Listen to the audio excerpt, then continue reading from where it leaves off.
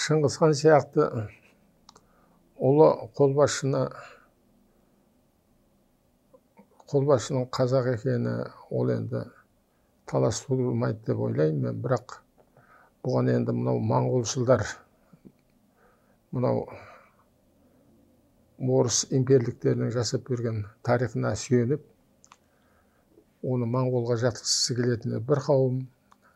Енді өткен жолы біз айттық. Ал енді бұл жолы біз мынау өзіміздің қазақ ғалымдарының арасында, қазақ қауымның арасында оны әр жаққа тартқылау мәселесі әлі тоқтаған жоқ. Біреулер айтады, мысалы үшін Қайрат Закирянов айтады, өткен жолы бір мақаласында жазыпты. Шыңғыс хан дейді, ол дейді, Керейдің дейді,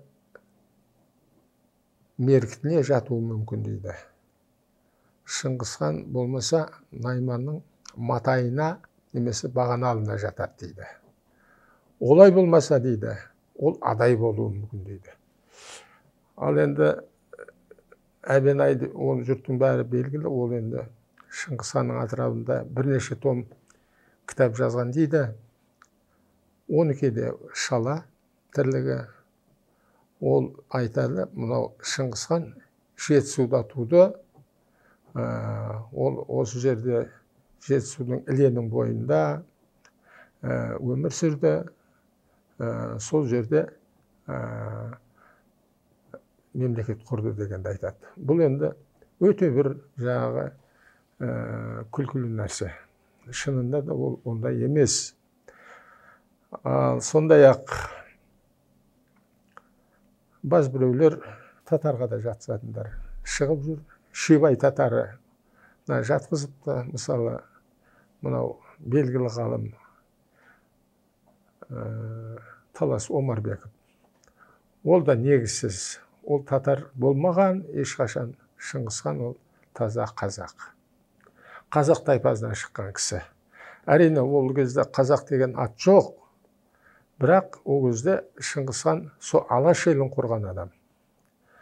Шыңғыс ханның Алаш елін құруы ол Алтайдың күнгейінде жайлаған 6 түркі тайпасы негізінде дүниеге келген ол Алты Алаш тайпасы. Оны Тілеуберді Сайдуллин өзінің осы тақырыпта мақаласында қадап тұрып айтады. Ол дейді, Найман, Керей, Қоңырат, Жалайыр, Меркет және Ноғай татарынан тұрады дейді Алты Алаш. Ал енді онысы дұрыс. Ол енді Алтайдың күнгейінде болған. Ол енді Жетісуда, ол Жалайырлар Жетісуда, ол кейін келген Жалайырлар. Ал Жалайырлар шындап келгенде олар Қытайдың қорғанын күзетіп, содан ақы алып жүрген тайпа. О жерге барған себебі де біз білеміз, ол түрік қағанатының ыдырауы кезеңімен сәйкес келеді. Содан кейін ол Қайду-ханның кезінде ояқтан қуылып келген тайпа. Қайду-ханның ұрпағыменен, Қайду-ханның інілеріменен Жалайырлардың арасында үлкен ұрыс керіс болып, соның салдарынан олар Қайду-ханның кезінде тайпаға құлдыққа түскен. Ол енді шежірелерде бар. Оны Бексұлтан Нұржекеев оны басқаша түсіндіреді.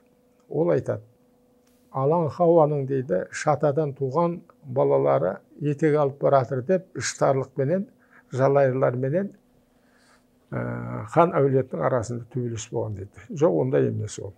Ол шежіреде басқаша. Оны әлгі Марғұланның өзі де қуаттайды. Марғұлан айтады, Жалайырлар дейді, Алты Алашқа мүше болған ел дейді. Алты Алаш ол Алтайда пайда болған мемлекеттік құрылым. Сондықтан ол да негізсіз. Ол енді хандық дәстүр ол Алтайда болған.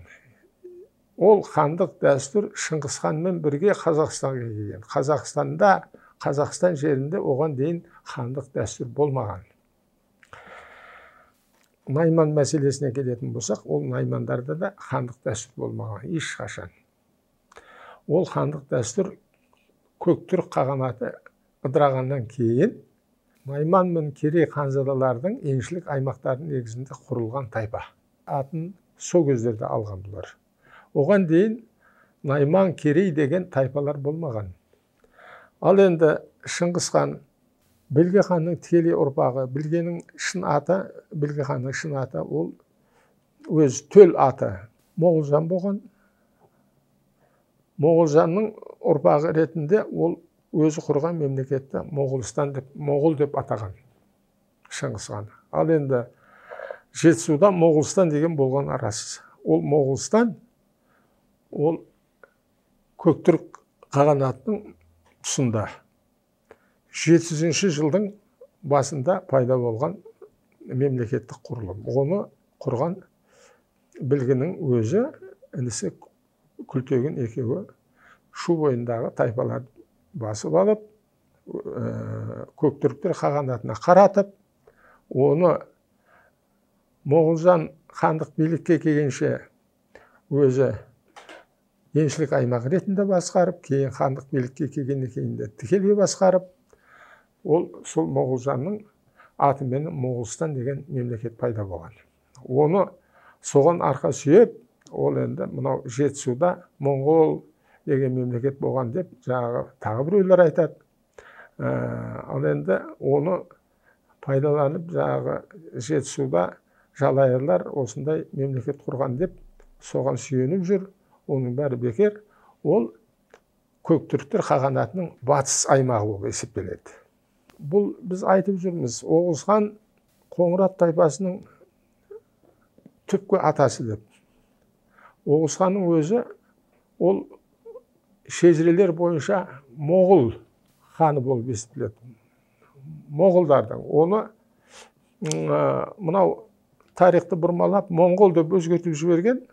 Бірақ енді Рашид ад-Диннің Әбілғазының шежірелерінде ол түп нұсқасында Моғол болып жазылған.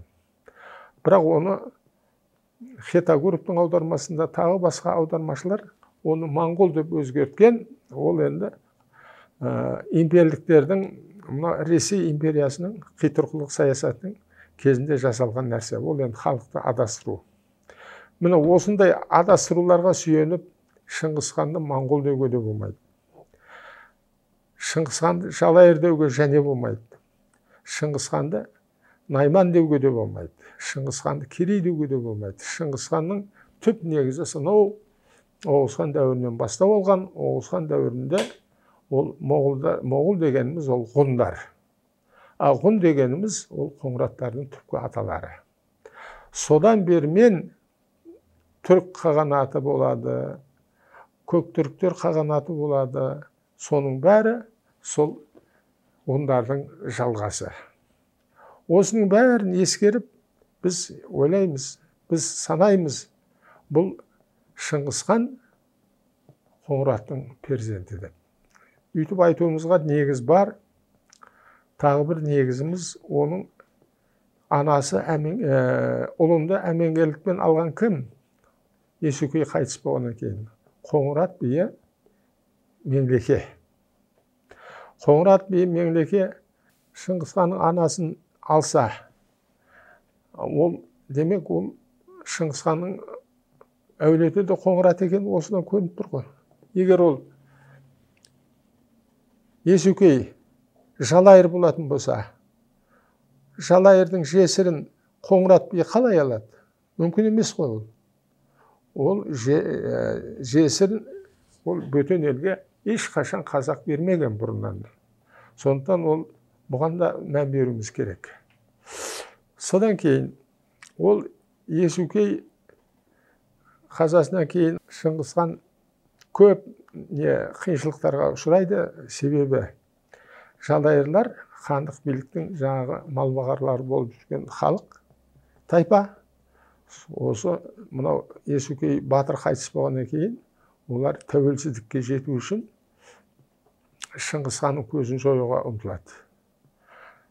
Бірақ оның жоя алмайды, себебі Шыңғыс ханның да қорғаушылары бар. Оның кіші әкесі бар, оның өзінің тайпасы бар. Қанша бұрмалағанмен шындық осы.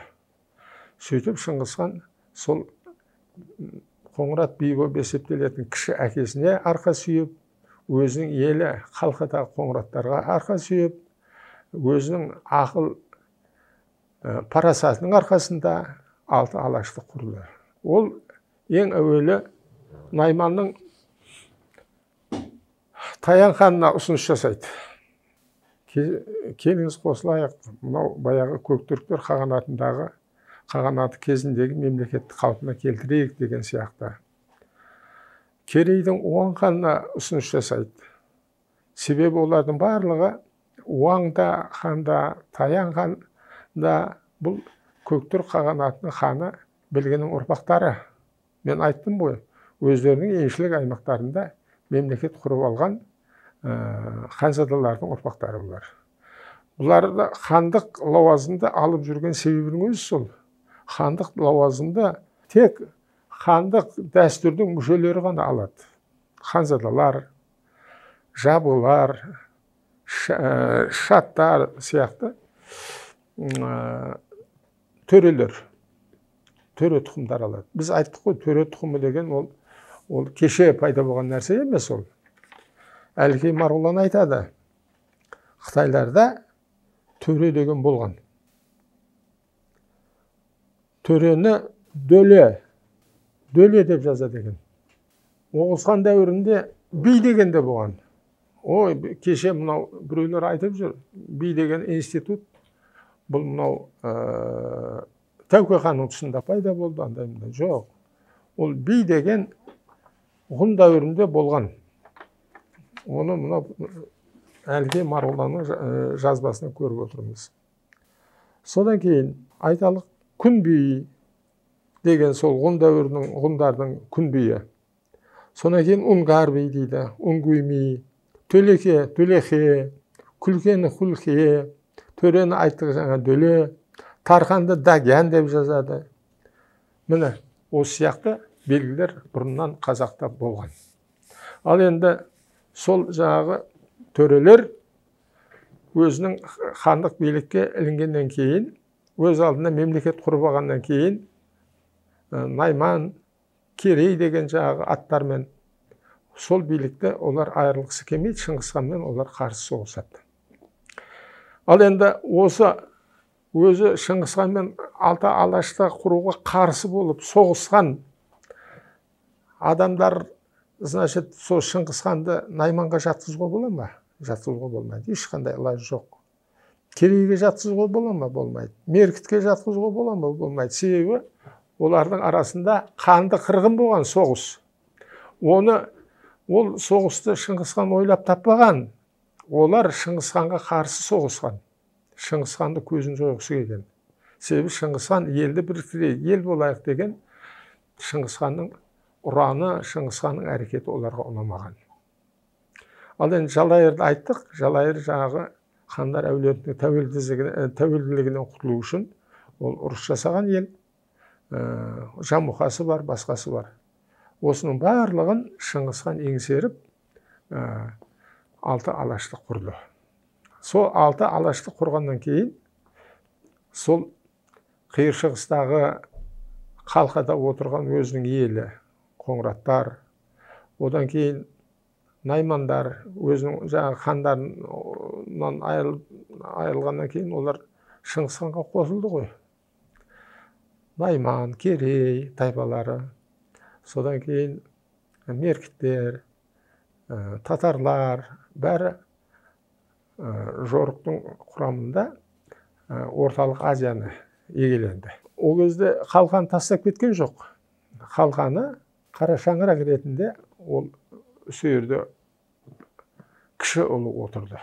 Шыңғыс хан, мен айттым өткен жолда, бұл жолда қайталаймын. Шыңғыс хан өзінің алтын ордасын Ұлытауға көшіріп келді. Жошыны өзінің мұрагері деп санады.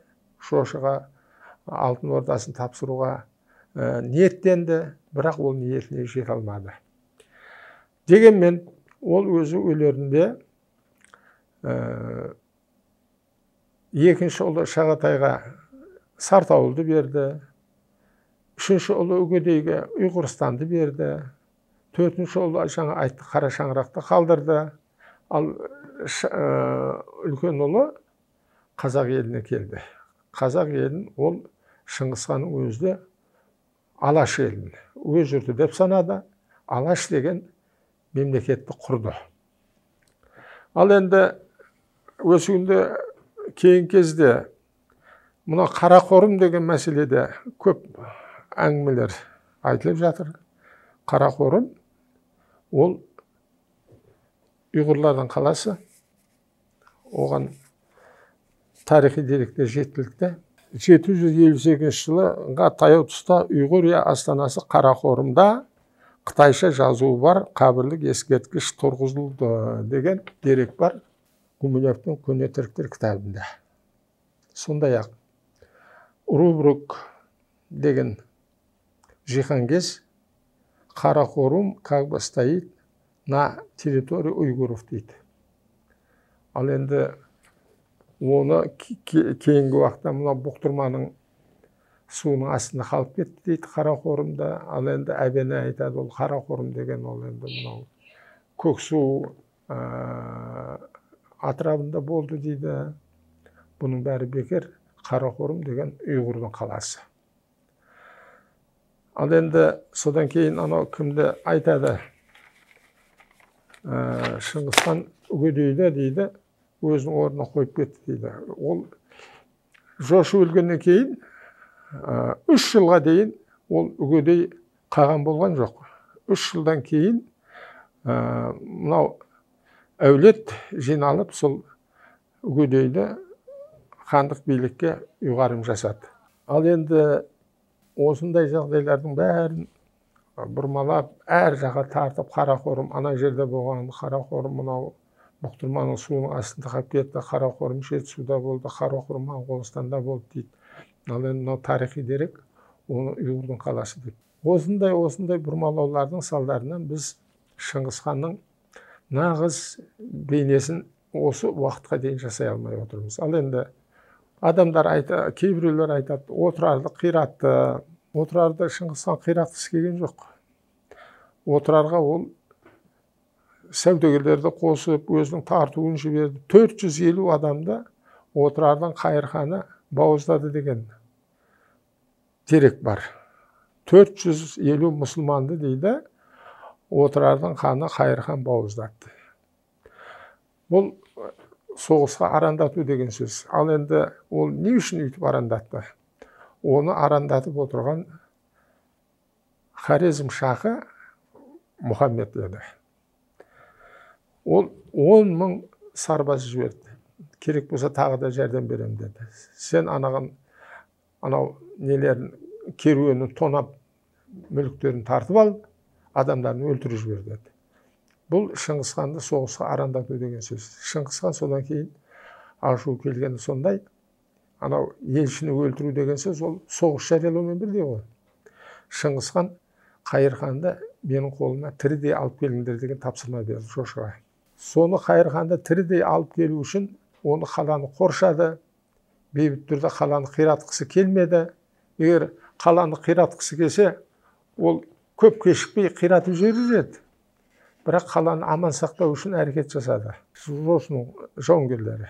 Бірақ шахтың жіберген 10 мың сарбазы сатқындық жасап дарбазаны ашты. Сөйтіп олар Шыңғысханға келіп берілді. Шыңғысханнан сұрады ханзадалар, мыналар берілді, бұларды қайтеміз дейді. Бұл дейді өзінің сертін орындамаған адамдар ешкімге керек емес деді. Бізге де керек емес олар. Оларды өлтіріп жіберіңдер деді.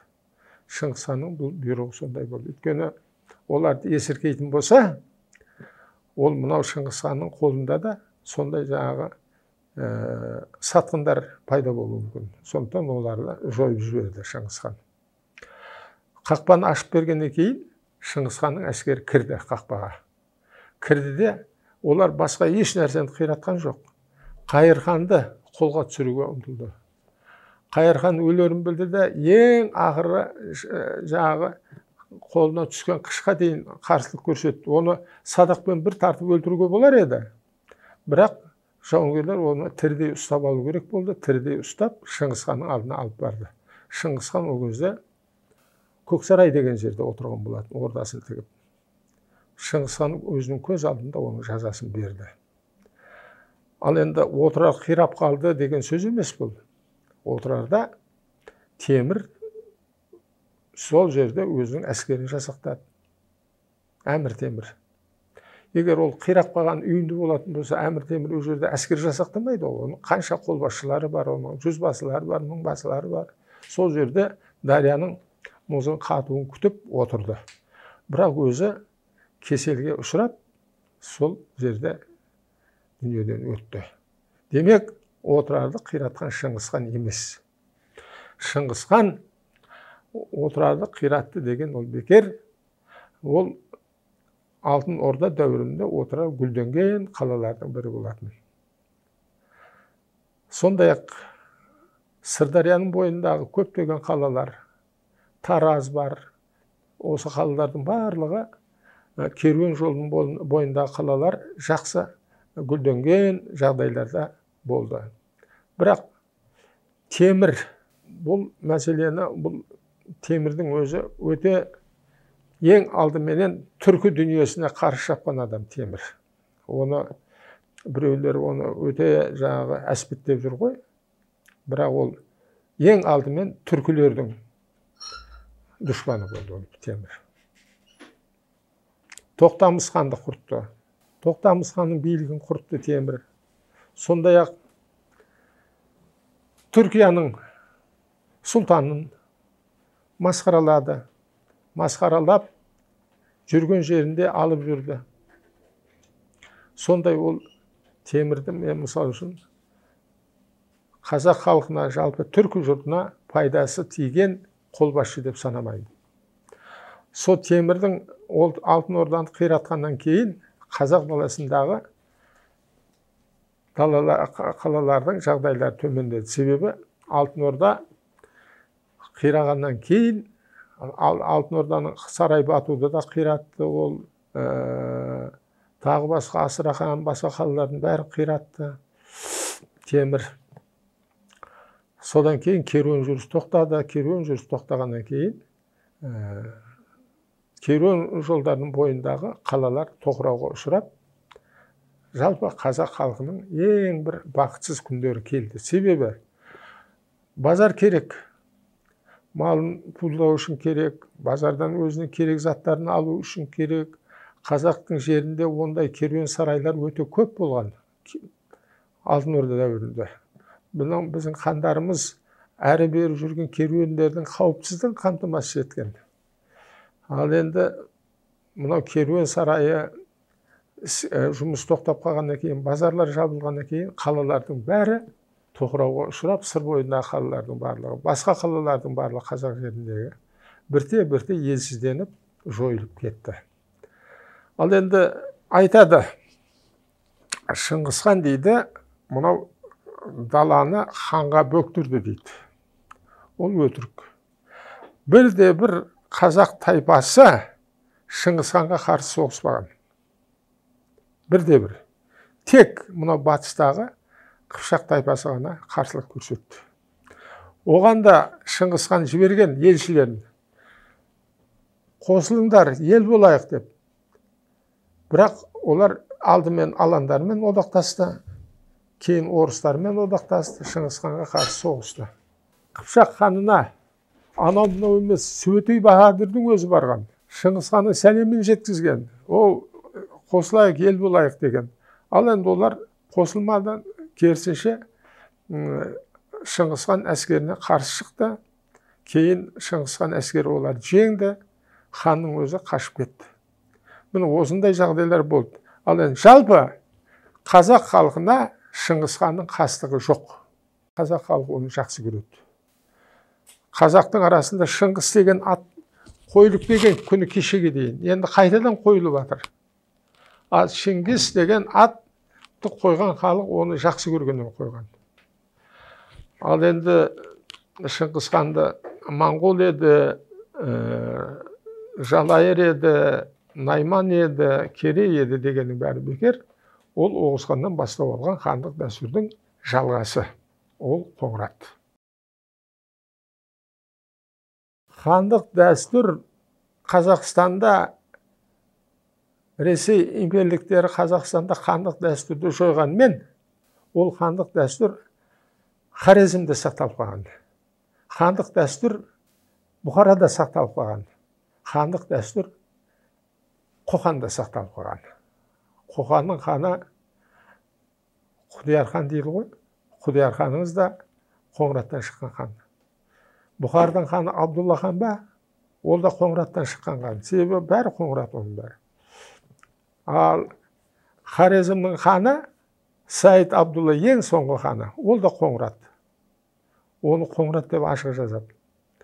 Оны 920 жылы большевиктер ұстаған. 920 жылы большевиктер ұстап, оны Украинаға жер аударған. Украинада 32 жылы, 1932 жылғы геноцидтің кезінде ол аштан өлген кісі. Ал енді Сталин білген, бұл хандық дәстүрдің қазаққа тән екенін. Оның ішінде Қоңыратқа тән екенін білген. Оған бір дәлел Сұлтанбек Қожанов ол айтқан, Шыңғыс хан деген Сұлтанбек ағаның. Сен Шыңғыс хансың деген, Шыңғыс ханның ұрпағысың деген. Бұның өзі Сұлтанбек Қожанов ол зерттеген. Ол қазақтың ұруларын олар зерттейді, жүзін зерттейді, ұруын зерттейді. Шыңғыс ханның Қоңырат екенін білгеннен кейін, сен Шыңғыс ханның ұрпағысың деп тікелей айтқан. Ал енді оған себеп Хорезмнің ханы Қоңырат екенін Шыңғыс хан кім білген? Сталин. Ал енді осы хандық дәстүрді халықтың есінен шығару, жадынан жою керек болған. Бұл Қоңырат деген халықтан хандық дәстүр шыққан дейтін болса, халықтың рухы көтеріледі. Жалпы қазақтың рухы көтеріліп кетеді. Сондықтан хандық дәстүрді жою керек болған. Халықтың есінен шығару керек болған. Сол үшін олар қарадан шығарған бір адамды табыңдар, содан Қоңыратты тарқатыңдар деген сол болған. Оған Бартольд деген ғалымды жіберген. Үлкен орыстың ғалымын. Сен барып сол жерде зертте, кім олардың атасы болуға лайық деп. Бартольдтың ұсынысыменен осы мынау Нағанай деген адам лайық екен. Бұл өзі орыстарға, империяліктерге ешқандай зиян тимеген адам, хан болмаған. Осыны бірақ сол Қарақалпақ еліне танымал кісі, осыны Қарақалпақ Қоңыраттарына танымал кісіні осы Қоңыраттардың атасы қылып шығару керек болған. Шежіре жасауға, елді адастыруға әуел кезде мынау татар молдаларын пайдаланған большевиктер. Қазақтың солтүстік жағына татар молдаларын кіргізіп, әртүрлі жаңағы аңыздар арқылы қазақтың хандық дәстүрін, тәңіршілдігін ұмыттырған. Ал енді мынау оңтүстік жақта Үргеніш арқылы, Үргеніш молдалары арқылы жалған шежірелер жасап, хандық дәстүрді ұмыттырудың әрекетін істеген. Олар айтады, Нағанайдың дейді, енді Нағанай бүкіл Қоңыратқа ата болу үшін оның балдары көп болу керек қой. Оның дейді 7 әйелі болған екен, ол 7 әйелден 30 ұлы болған екен. Содан кейін оған тағы да 2 құл беріпті кім? Жоғарыдан жаңағы билеушілер, шу үргеніштіктер. Соныменен дейді, Үргеніш ханы дейді, оған 2 құл беріпті дейді. Содан дейді, ханы деп те айтпайды. Ол үшін 2 құлы болған, 30 ұлы болған. Содан дейді, бүкіл Қоңырат тараған дейді. Қарап отырсақ, мынау байсындықтар Нағанайды атамызды мойындамайды екен. Бүкіл Қоңыраттың атасы болу үшін байсындықтар да содан шығу керек қой. Олар оны мойындамайды. Оны бұл мәселені зерттеген Бейсенбайұлы деген ғалымның өзі жазып отыр. Содан кейін Нағанайдың ұруы, ол енді Қарақалпақ Қоңыратынан шыққан ғой. Нағанайдың ұруы Бақанлы, Балғалы, Қазаяқлы, Ырғайлы сондай болып келеді. бұл рулар қазақтың ішінде жоқ. Қазақтың ішіне кіргенмен олар қазақтың жүзіне кірмейді. Біздің Қоңыраттардың 23 атасы бар деп жүр қазір. Сол Қоңыраттардың аталарына кірмейді. Олар жүзіне де кірмейді. Нағанайдың жаңағы шыққан ұруы. Ал енді соны біз атамыз деп қалай айта аламыз? Оны біз Қоңыраттың атасы деуге ол ешқандай несі мүмкіндігі жоқ. Содан кейін енді мынау қазаққа жақындату үшін ол дейді Нағанайдың балдарының ішінде дейді Орын би деген, Жығалы мырза деген, Мелде би деген ұлдары болған деп қазақтың арасына тарқатыпты. Ол ондай адамдар, ол Шыңғысханның дәуіріндегі адамдар. Мелде би, ол Меңдеке. Атын өзгерткен көрініп тұр. Ол енді анау Жығалы мырзаның дейді, әйелін әмеңгерлік жолмен алды дейді. Ол Жығалы мырза, ол енді Есукейге тура келіп тұр. Осы қазақтың Түркістан Қоңыраттарының арасында келе жатқан ескі шежірені олар әдейі қасақана жаңағы Нағанай туралы шежіреге кіргізген. Ал енді Нағанай туралы деректерде бұл кісілер кездеспейді. Бұл қазақтың арасына ғана тараған әңгіме. Ол тарихында, Нағанайдың тарихында, ол Нағанай тарихи адам. Олардың балдарының аты Ақсопы, Құсайын сопы, Сүлеймен сопы, Құсайын сопы дейді. Ол бірде-бір біздің қазақтың жағы несі көрінбейді о жерде, олардың Нағанайдың тарихында. Сондықтан олардың тарихы бөлек. Сондықтан оны Нағанайды қазақтың Қоңыратының атасы деу біздің ұлттық мүддемізге сай келмейді. Оны біздің азаматтар түсінуі керек. Енді ол ескі сырттан таңылған шежірені осы уақытқа дейін пайдаланып келгендер бар. Оны қайтадан тірілтіп, қайтадан елдің арасында насихаттап жүрген кісілер бар. Ол енді ол пайдасыз нәрсе, оны доғарған дұрыс болады.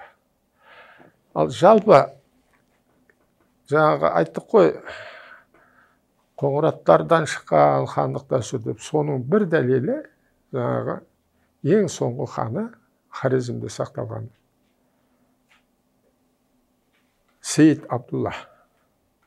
Бұл да сол хандық дәстүрдің Қоңыраттардан екенін дәлелдейтін тиянақты дәлелдердің біреуі. Ол түркінің дейді, екі баласы болды, біреуі моңғол дейді, біреуі дейді татар дейді. Ол моңғол деп отырғаны моғол. Моғол деп отырғаны ол ғұндар. Ғұн деп отырғаны ол Қоңыраттар. Сол дәуірден басталады біздің аталарымыз. Ал содан кейін түрк қағанаты дәуіріндегі хандардың бәрі де өзіміздің мынау сына жазуын оқыған зерттеушілер айтып отыр. Өзіміздің ұрулардан шыққан хандар. Көктің ұлы дейді.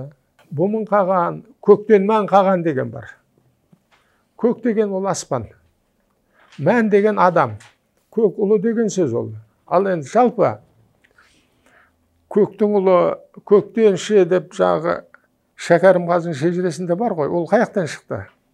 Ол дейді аңыз әңгімеде шыққан нәрсе. Аңызда айтады, Жұлдыз ханның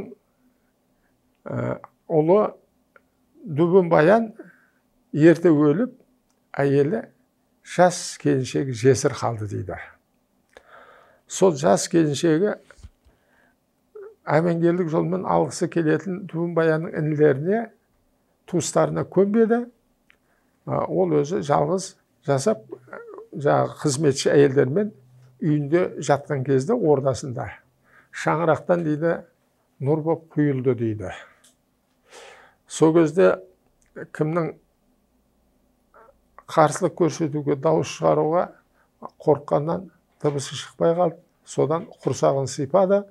содан дейді осы үрдіс қайта қайталанып, одан 3 ұл пайда болған дейді.